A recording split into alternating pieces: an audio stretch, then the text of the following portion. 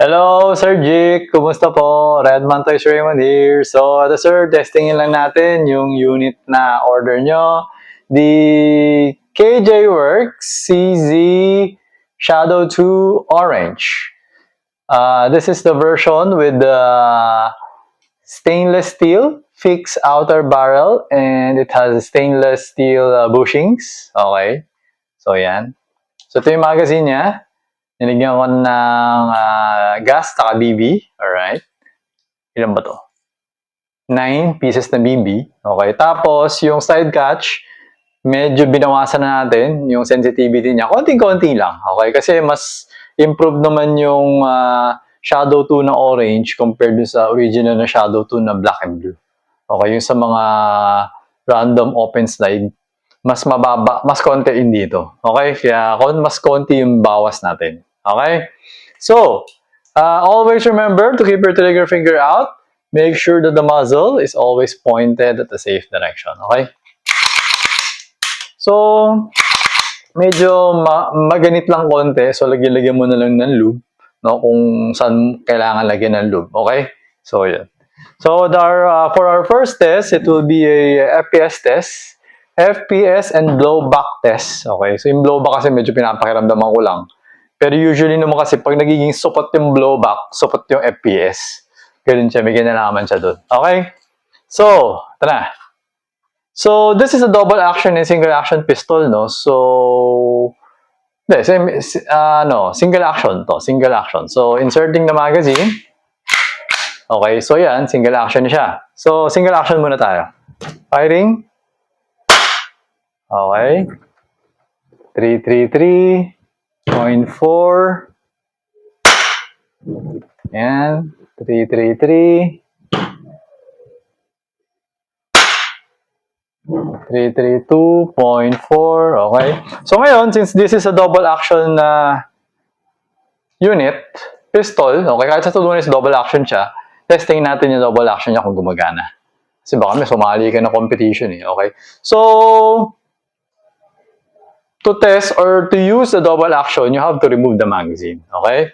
Tapos, yung process niya, same na sa tunay na baril. Kung paano mo gagawin yung double action sa tunay na baril, okay? So, that is by holding the hammer, tapos kakalabitin mo yung trigger, then dahan-dahan mo ibababa yung hammer. Tapos, release mo yung trigger. Yan. Ganun yung process sa tunay. Okay?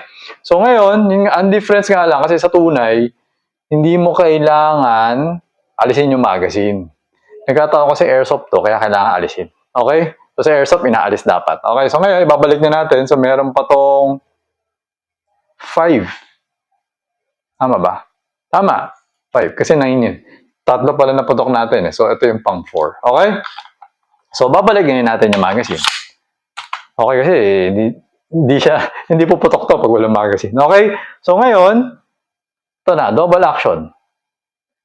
Kakalabitin natin yung trigger. Long trigger pull siya. Mas matigas. Yan, matigas oh. Oh, pumutok na. Okay? So, yun na yung pang double action. Okay, ito, testing pa natin sa FPS. Single action na yun. Ayan. 327.4. Okay? So, ngayon naman, accuracy test naman. Distance from the target to the target is 2.3 meters. Target size is a 1.5 inches circle. 1.5 inches diameter circle. Okay?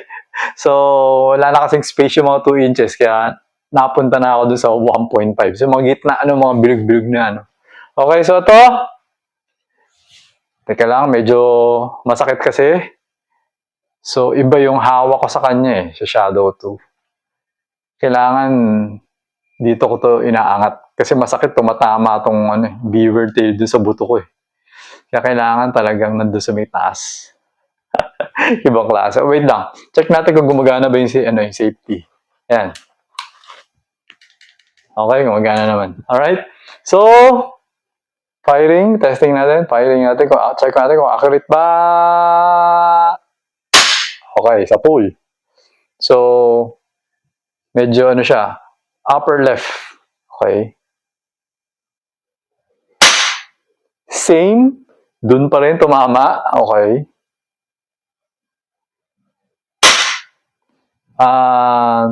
parang umusog pa siya, lumagpas siya, pero nasa doon pa rin sa loob ng bilog.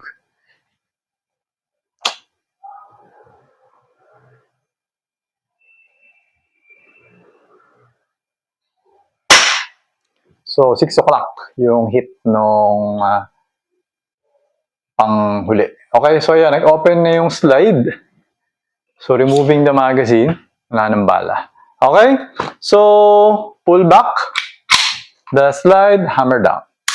Okay, so, yun sir, send ko na sa yung picture na to, no? So, yung unang hits niya is parang almost center siya. So, parang up left ng konti center, 2 hits na doon, parang nag-same ng hole. Tapos, yung pangatlo, umusog, no? Medyo lumayo yung pangatlo. Tapos, yung pang-apat, nasa may 6 o'clock.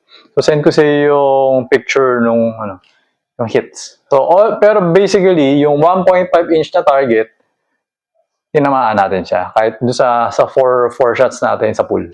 At 2.3 meters. Okay? So, ganun ka-accurate yung unit. Okay?